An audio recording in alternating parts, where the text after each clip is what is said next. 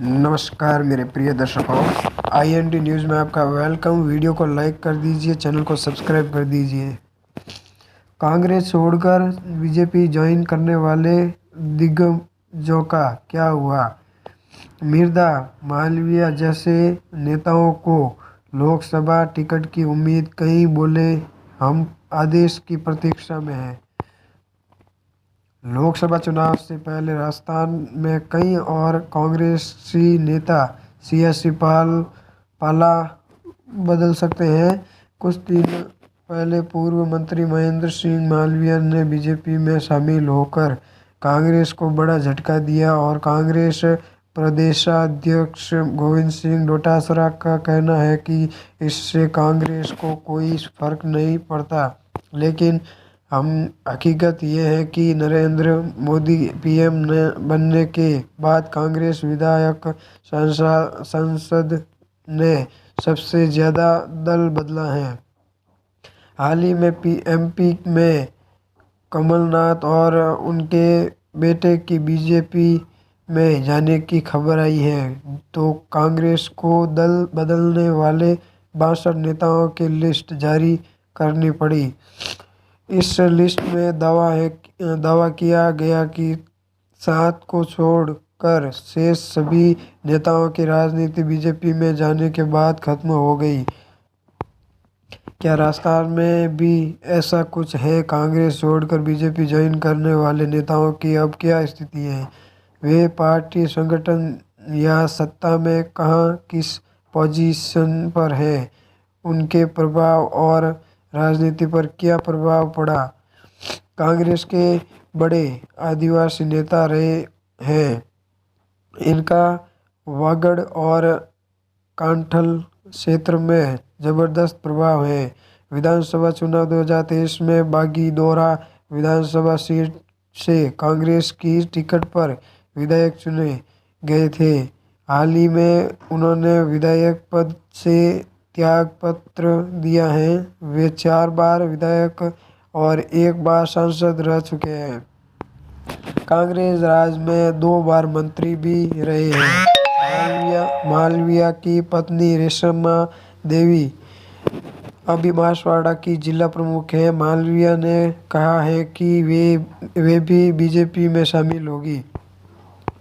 BJP में क्या स्थिति? गृह मंत्री अमित शाह के राजस्थान दौरे से ठीक पहले महेंद्रजीत सिंह कांग्रेस छोड़कर बीजेपी में शामिल हो गए। ऐसे में इस बात की संभावना ज़्यादा है कि बीजेपी उन्हें लोकसभा सीट में मैदान में उतार सकती है।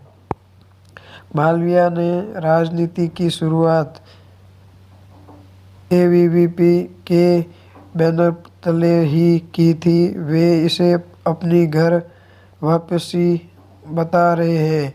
आदिवासी नेता होने के कारण बीजेपी को डूंगरपुर, प्रतापगढ़ और बांसवाड़ा क्षेत्र में मजबूती मिलेगी। यह बीजेपी का कांग्रेस के साथ ही BAP से भी मुकाबला है। पता जा रहा है कि जयपुर की पूर्व मेयर ज्योति खंडेलवाल कांग्रेस में करीब 20 साल तक सक्रिय रही। जोधपुर मेयर का पहला डायरेक्ट चुनाव जीतकर चर्चा में आई है और कांग्रेस में महिला चेहरा बनी और उन्हें सचिन पायलट खेमे का माना जाता था। विधानसभा चुनाव 2018 में ज्योति खंडेलवाल ने किशनपोल सीट से दावेदारी की थी, लेकिन टिकट नहीं मिला। इस पर उन्होंने कांग्रेस के सभी पदों से इस्तीफा दे दिया था। बाद में कांग्रेस ने उन्हें जयपुर सीट से लोकसभा चुनाव भी लड़ाया, लेकिन उन्हें हार का सामना करना पड़ा। इस बार विधानसभा चुनाव 2023 में टिकट नहीं मिलने की आशंका के चलते उन्होंने कांग्रेस छोड़ दी। चर्चा की थी कि बीजेपी उन्हें किशनपोल सीट से टिकट दे सकती है, लेकिन ऐसा नहीं हुआ। अब बीजेपी में क्या स्थिति? ज्योति खंडेलवाल ने 4 महीने पहले ही बीजेपी ज्वाइन की थी। उन्हें अभी तक कोई जिम्मेदारी नहीं थी दी। और बताया जा रहा है कि पार्टी में भी उनके पास कोई पद नहीं है। क्या बीजेपी उन्हें लोकसभा चुनाव में टिकट देगी? इन संभावनाओं के सवाल पर उन्होंने कहा कि बीजेपी में हर कार्यकर्ता को काम करने का मौका मिलता है। पार्टी उन्हें जो भी जिम्मेदारी देगी वे उसे पूरी निष्ठा से निभाएंगे। सुभाष महरिया 2016 में बीजेपी छोड़कर कांग्रेस में शामिल हो गए थे। सीकर सीट पर 2009 के लोकसभा चुनाव में उन्हें हार का सामना करना पड़ा और 2014 में बीजेपी ने उन्हें टिकट नहीं दिया। इस पर 2019 का लोकसभा चुनाव उन्होंने कांग्रेस की सीट से लड़ा, लेकिन फिर से हार का सामना करना पड़ा। कांग्रेस में जाने से पहले सुभाष महरिया बीजेपी में थे और पार्टी ने उन्हें कई अहम पदों की जिम्मेदारी दी थी। महरिया 1991 से 1999 और 2004 में सांसद चुने गए। सुभाष महरिया अटल बिहारी वाजपेयी सरकार में मंत्री रहे। बीजेपी में किसान मोर्चा के राष्ट्रीय उपाध्यक्ष भी रहे। बीजेपी में क्या है स्थिति? 3 बार के सांसद और पूर्व केंद्रीय मंत्री सुभाष महरिया विधानसभा चुनाव 2023 से पहले 19 मई को बीजेपी में फिर से शामिल हुए थे। इसके बदले बीजेपी ने उन्हें विधानसभा चुनाव में सबसे मुश्किल सीट लक्ष्मणगढ़ से कांग्रेस प्रदेशाध्यक्ष गोविंद सिंह डोटासरा के सामने उतारा, लेकिन वे चुनाव हार गए। बताया जा रहा है कि महरिया के पार्टी में शामिल होने से शेखावटी में बीजेपी को लोकसभा चुनाव में जाट वोटरों को साधने में परेशानी नहीं आएगी। लेकिन जहां तक लोकसभा टिकट का सवाल है तो ऐसे में कयास लगाए जा रहे हैं कि अब पार्टी उन्हें लोकसभा चुनाव में नहीं उतारेगी।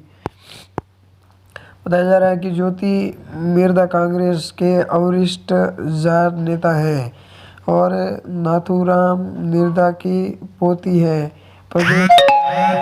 प्रदेश की राजनीति में मिर्धा परिवार का बड़ा राजनीतिक कद रहा है। इसका लाभ कांग्रेस को मिलता रहा था। 2009 में ज्योति मिर्धा ने नागौर लोकसभा सीट से कांग्रेस की टिकट पर चुनाव जीता था। बताया जा रहा है कि 2014 में उन्हें बीजेपी के CR चौधरी और 2019 के आम चुनाव में NDA उम्मीदवार हनुमान बेनीवाल से हार का सामना करना पड़ा था।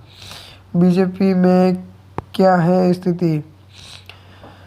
बताया जा रहा है कि विधानसभा चुनाव से ठीक पहले कांग्रेस की पूर्व सांसद ज्योति मिर्धा ने भी पाला बदलते हुए बीजेपी ज्वाइन की थी। पार्टी छोड़ने का कारण बताते हुए उन्होंने कहा कि कांग्रेस में घुटन हो रही थी।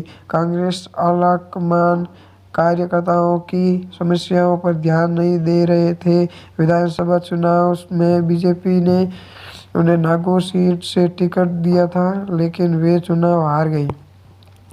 बताया जा रहा है कि उन्होंने पार्टी में कई महत्वपूर्ण जिम्मेदारी अभी तक तो नहीं दी गई है, लेकिन नागौर में बीजेपी को मजबूत चेहरे की तलाश है।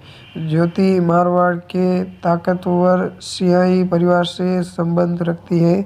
ऐसे में चर्चा है कि बीजेपी लोकसभा चुनाव में उनके नाम पर विचार कर सकती है।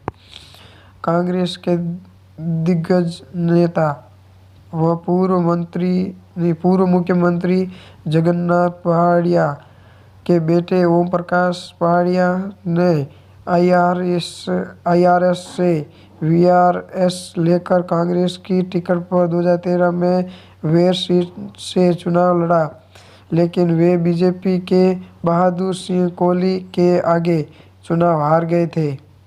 लेकिन कोहली के सांसद निर्वाचित होने के बाद हुए उपचुनाव में कांग्रेस ने उन्हें टिकट नहीं दिया, जबकि इस सीट पर जगन्नाथ पहाड़िया परिवार का ही वर्चस्व रहा। बीजेपी में क्या है स्थिति? ओम प्रकाश पहाड़िया ने 8 महीने पहले बीजेपी का दामन थामा था।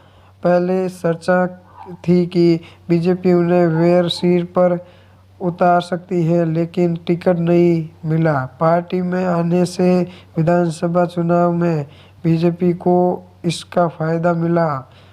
वेर सीट बीजेपी ने बड़े अंतर से जीती। बीजेपी में शामिल होने के बाद से अब तक ओम प्रकाश पहाड़िया को अभी तक पार्टी संगठन में भी कोई पद नहीं दिया गया है। वे भी अभी पार्टी के आदेश की प्रतीक्षा में हैं।